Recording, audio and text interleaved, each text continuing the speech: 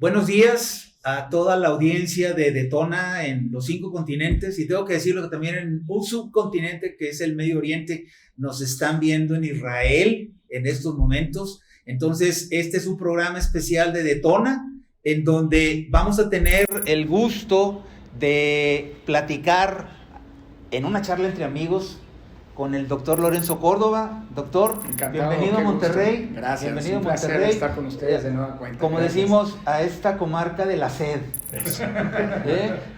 Que dure poco. Que dure poco. Y que parece ser que por obra y gracia de cierto que decreto. Dure poco la sed, ¿eh? Sí, exacto. Ya nos empezó a llover.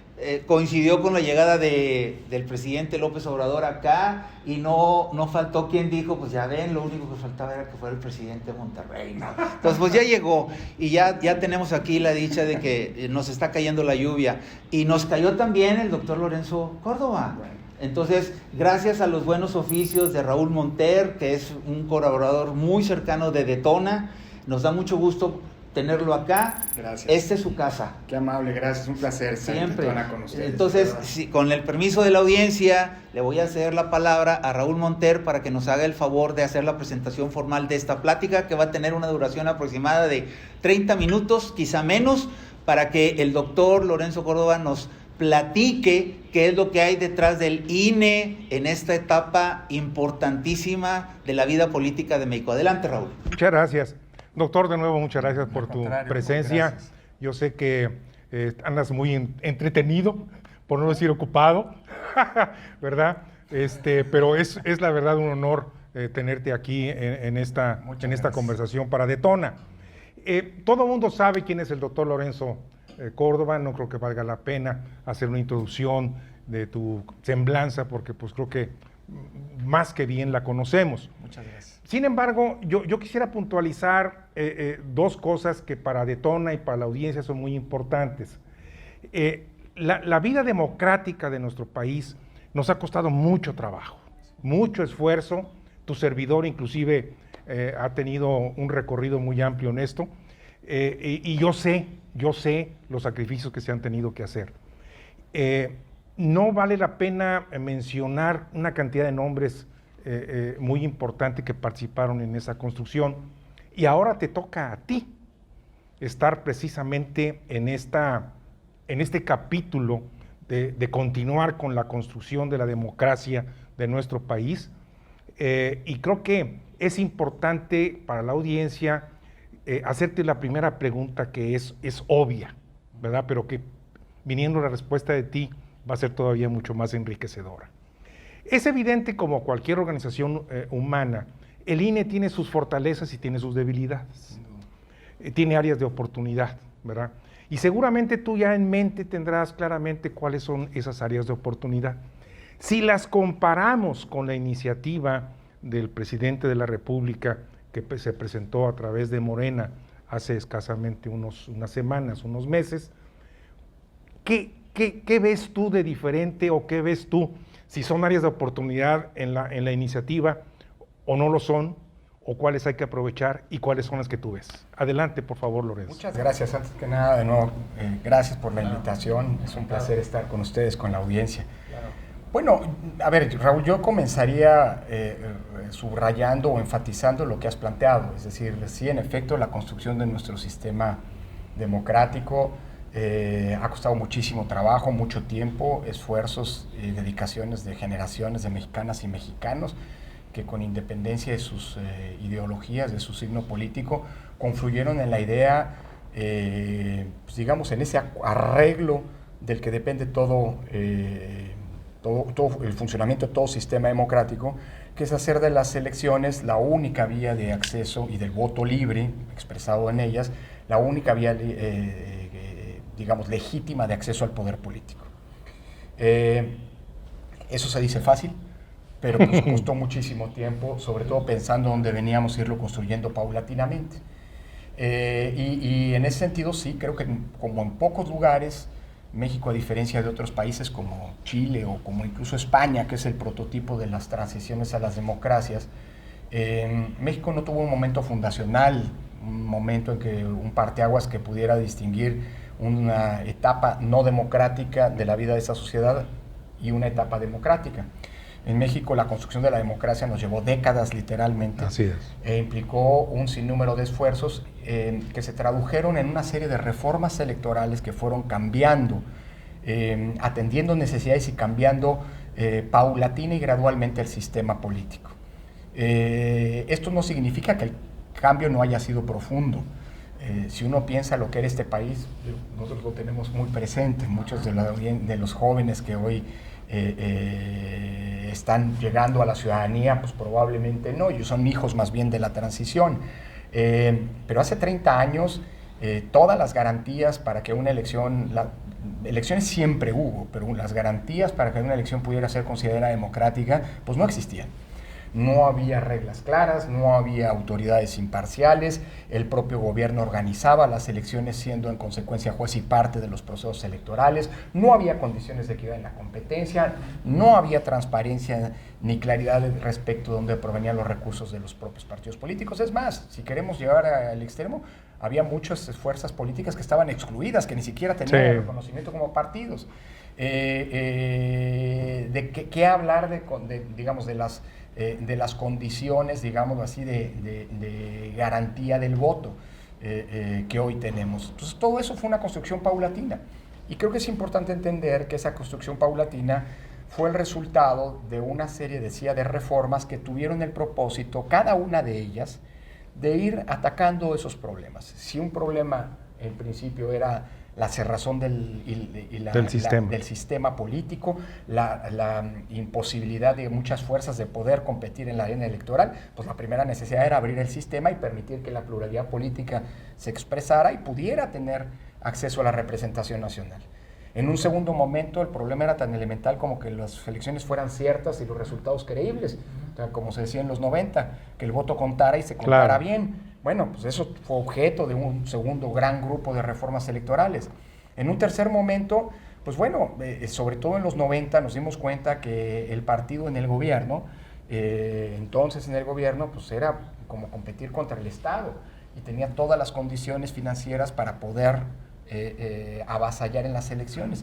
En las elecciones de 1994, por ejemplo, el primer ejercicio de fiscalización que se hizo reveló que el partido en el gobierno, el PRI, había dispuesto del 85% de los recursos, del 15% de toda la oposición.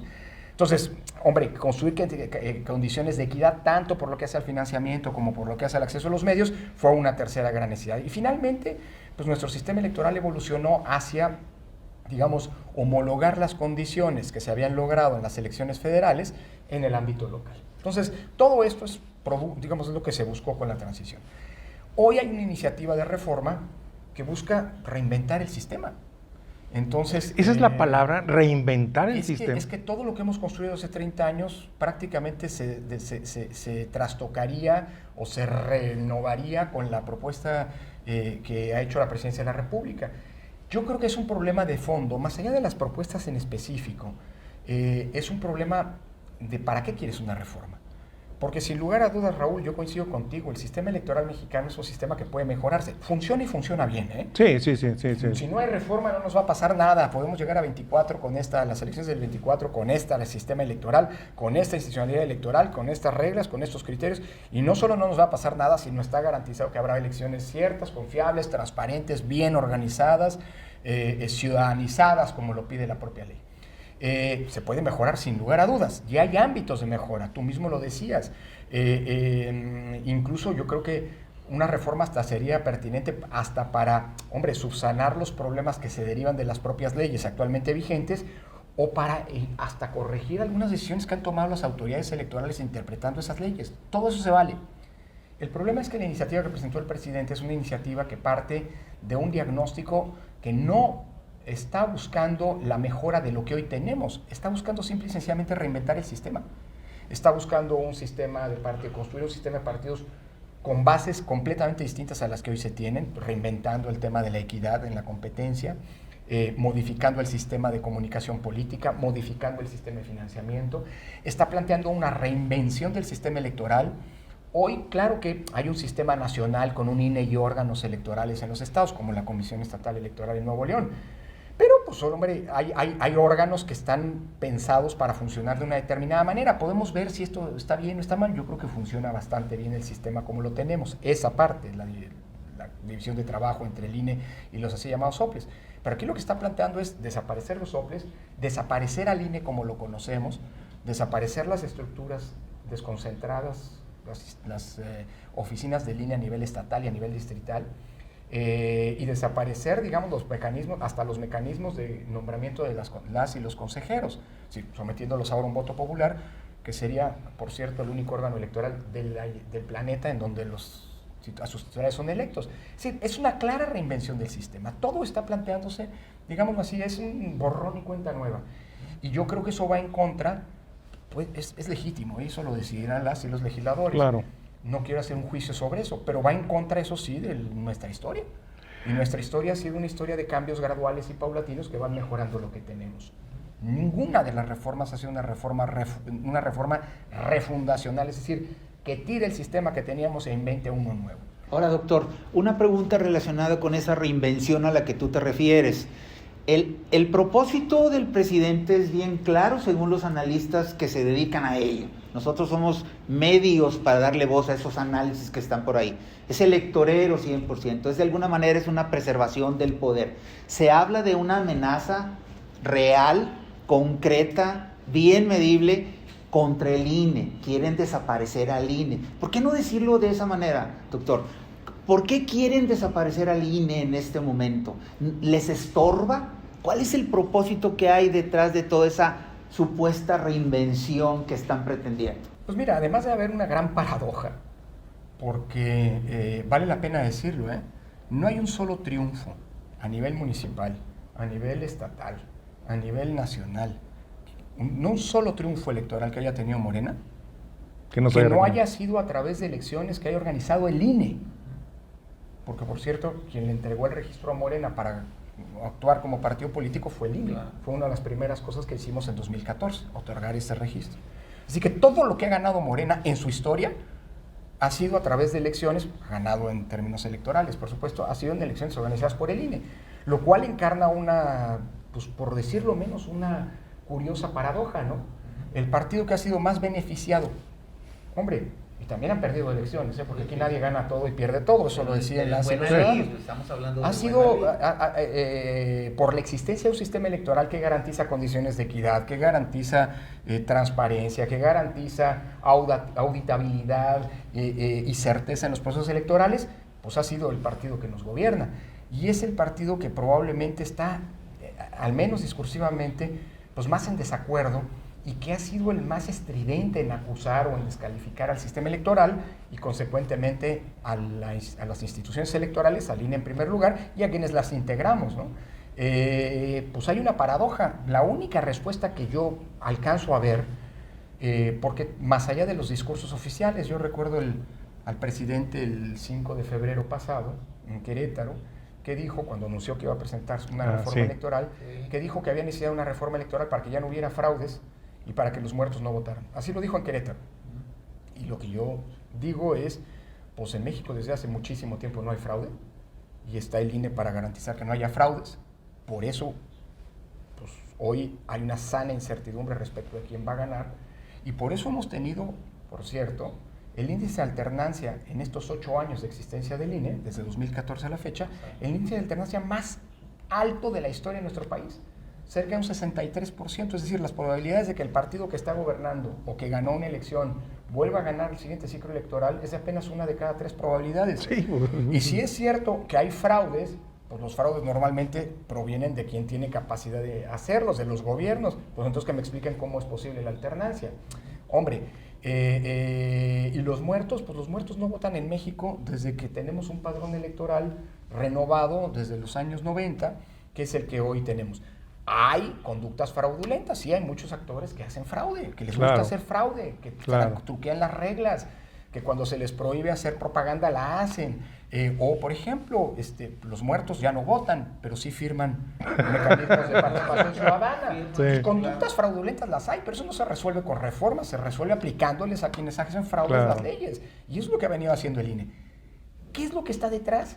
Pues no hay otra cosa más que para explicar este intento, esta fobia, digamos así, hacia el sistema Yo iba a electoral. usar esa palabra. Hacia las autoridades, pues más que, pues la única respuesta que se me ocurre es que si hay a una autoridad o autoridades que no se han doblegado y que ejerciendo su autonomía a los designios de un poder que busca clara y abiertamente, declaradamente la concentración del mismo, pues ha sido los órganos electorales. Sí. Y nosotros no trabajamos para este gobierno como no trabajamos para los anteriores, no trabajamos para favorecer algún partido, como no trabajamos, pero tampoco trabajamos para perjudicar a ninguno, y eso creo que es lo que está en el fondo.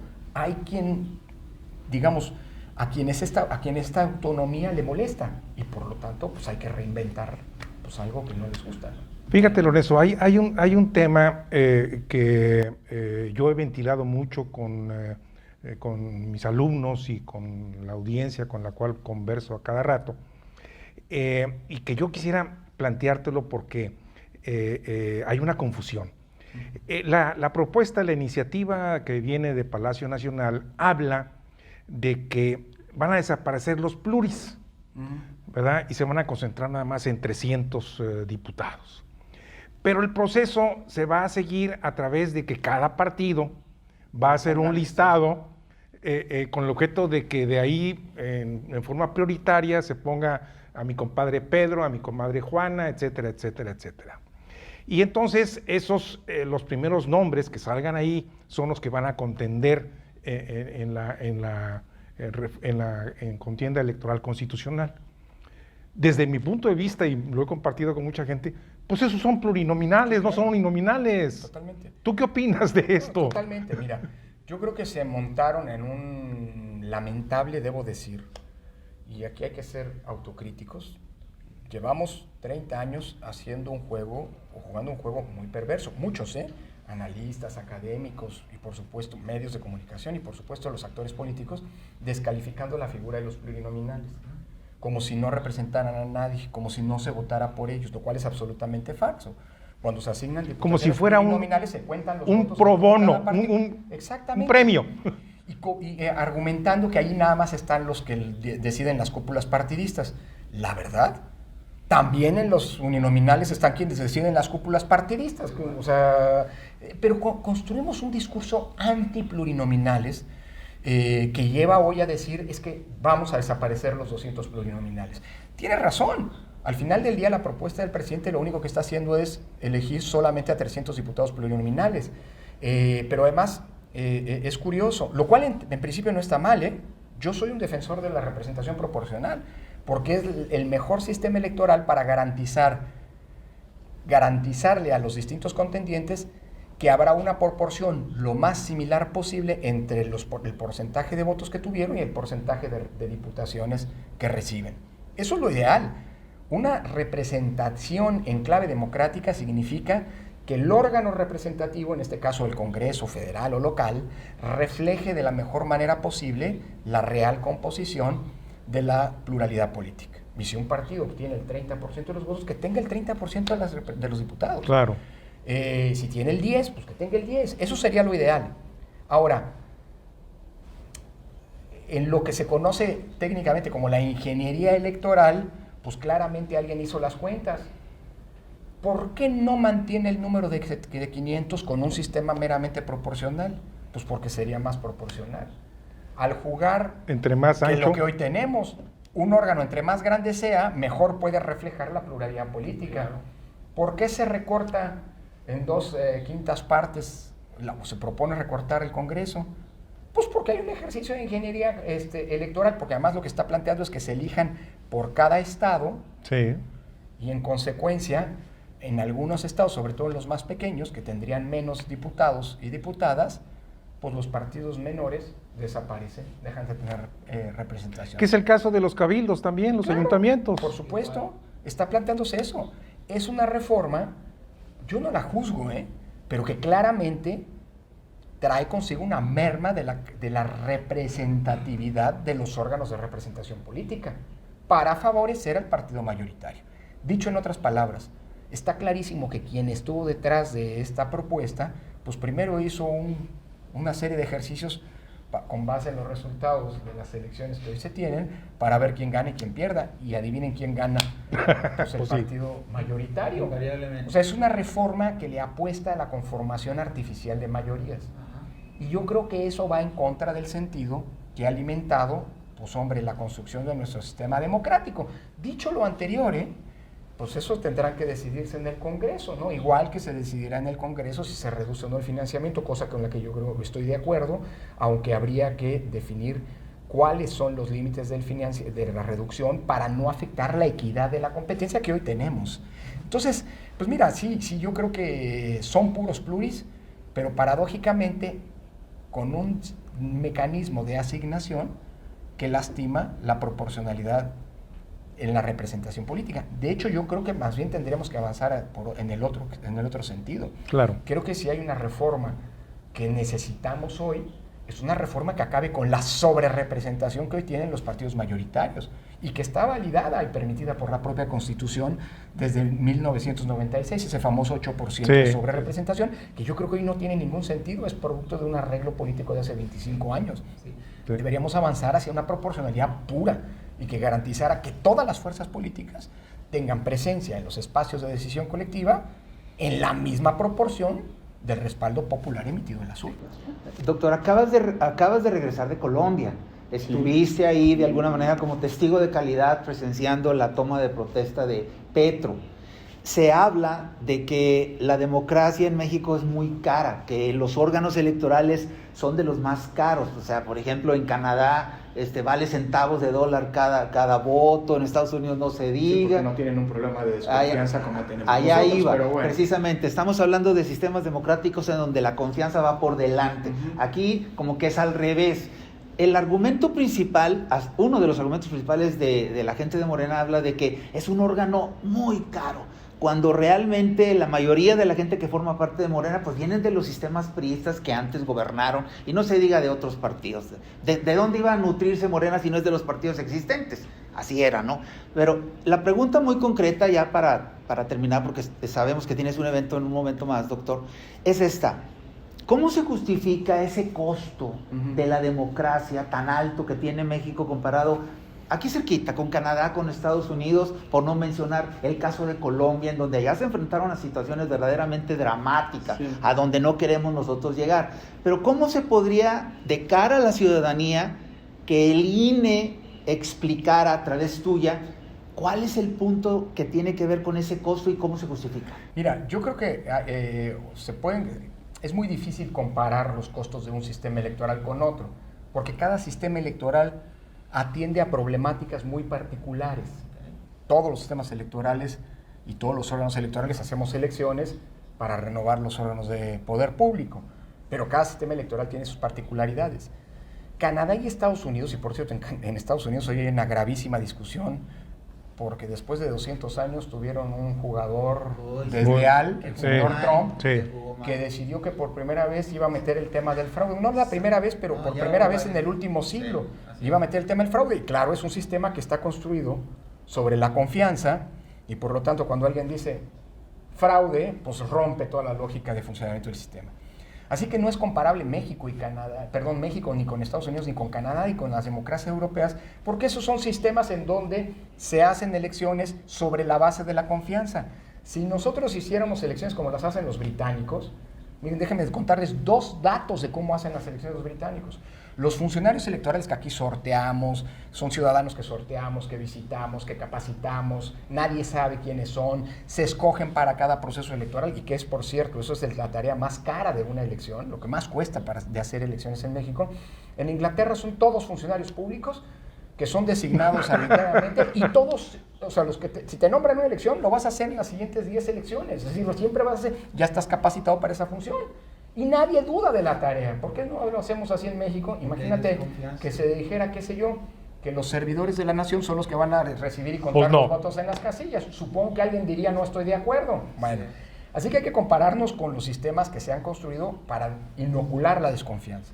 Y qué bueno que mencionas Colombia, porque ese es el mejor ejemplo. Fíjate, el año pasado, en una conferencia mañanera, sacaron un muy mal hecho análisis comparativo de lo que costaba la democracia para tratar de descalificar al INE. diciendo lo que costaba el INE y comparando con los costos de otros órganos electorales. Casualmente no nos comparan con Brasil, que de América Latina, aunque ya tienen una inversión hecha en urnas electrónicas, porque desde hace 25 años votan en urna electrónica, pues es el órgano electoral más caro de América Latina. Claro, es una democracia más grande que la nuestra. Pero nos comparaban con Colombia el año pasado, cuando Colombia no tuvo elecciones, y además nos comparaban al INE con el Consejo Nacional Electoral, no con la Registraduría del Estado Civil, que es la que organiza las elecciones y que hace tareas muy similares al INE. Y qué casualidad que no nos han comparado este año. ¿Sabes por qué?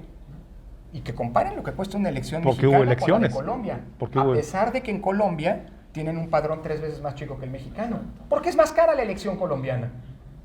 Solamente el sistema que se encargó a una empresa, no lo hicieron las órganos electorales de Colombia, mediante el cual difundieron los resultados el día mismo de la elección, costó casi lo que costó toda la elección mexicana de 2021, la elección federal. Así que es falso lo que están diciendo. O sea, de veras, comparan peras con sandías y además lo hacen mal y lo hacen de manera dolosa. Y creo que en ese sentido, el que justamente hayan invitado al INE como observador durante las elecciones en Colombia, y déjame adelantarlo, en las elecciones de octubre próximo en Brasil, por cierto, un país en donde el gobierno está atacando de manera sistemática y grave, descalificando la actuación de las autoridades e incluso el funcionamiento de la urna electrónica, que es Brasil, pues por eso mismo en Brasil me han pedido a mí como presidente del INE que encabece las misiones de observación electoral que van a observar la elección de octubre próximo, la elección presidencial, como una manera de garantizar, pues digamos, la integridad, contribuir a garantizar la integridad electoral. Entonces, yo te diría, si nuestro sistema electoral es caro, sí habría que pensar cómo disminuimos los costos. El uso de tecnología es clave en ese sentido y qué bueno que ya se esté planteando, por ejemplo, es una discusión que habrá que dar con mucho cuidado, pero por ejemplo el uso de la urna electrónica o de la votación por internet, como ya votan los mexicanos desde el extranjero en nuestro país, por cierto, gracias a un sistema que construyó el INE, pero asumamos que los costos de las elecciones, mientras tengamos malos jugadores que van a decir fraude, aun cuando no haya pruebas ni elementos para hacerlo, pues va a pagar el precio de la desconfianza. Y paradójicamente, quienes hoy acusan como una manera de descalificar al sistema electoral de su costo al mismo, son los principales promotores de la desconfianza, son los principales causantes del costo que hoy tiene el sistema electoral en nuestro país y que es mucho más caro que el de Canadá, porque en Canadá todo el mundo confía en lo que dicen las autoridades electorales y no tienes a ningún jugador desleal con las reglas del juego democrático que acuse de fraude a las autoridades electorales. Acá sí, es nuestra realidad y eso tiene un costo. Paradójicamente, los culpables del costo son justamente los que han inyectado desconfianza en el juego político. Pues antes de despedir el programa, Raúl, si quieres... Nada más, es que esto último que acabas tú de señalar para mí es el mensaje que debe de entender la audiencia con toda claridad, ¿verdad? La propuesta que salió de Palacio Nacional con esta nueva iniciativa de reforma electoral es contradictoria a todos los principios democráticos que hemos venido construyendo por tantos años. Bueno, pero tiene una enorme virtud, que puso sobre la mesa, pues, ¿cuál es el punto? Ya no estamos especulando, ya sabemos qué es lo que está planteando el presidente de la República, y que sirva de base para una discusión, que sirva para mejorar lo que hoy tenemos, no para meter reversa, porque la construcción de la democracia no sigue un camino lineal, No. También puede implicar regresiones antidemocráticas que no le convienen a nadie. Por supuesto. Bien, pues a toda la audiencia les agradecemos que hayan tenido a bien recibir en sus hogares, en sus oficinas, al doctor Lorenzo Córdoba, a quien de nuevo le agradecemos. Y siguiendo el protocolo de los programas especiales, le vamos a pedir al doctor que se ponga, aunque sea nada más para la gorra de Detona, nada más para decir que Detona anda en buenas cabezas. No, bueno, muchas gracias. ¿Cómo ven? Muy bien. Y doctor, muchas gracias. Muchísimas gracias. Encantado, un placer y gracias a ustedes. Aquí está tu casa. Les agradezco muchísimo. Gracias. Gracias. Muchas gracias. Gracias.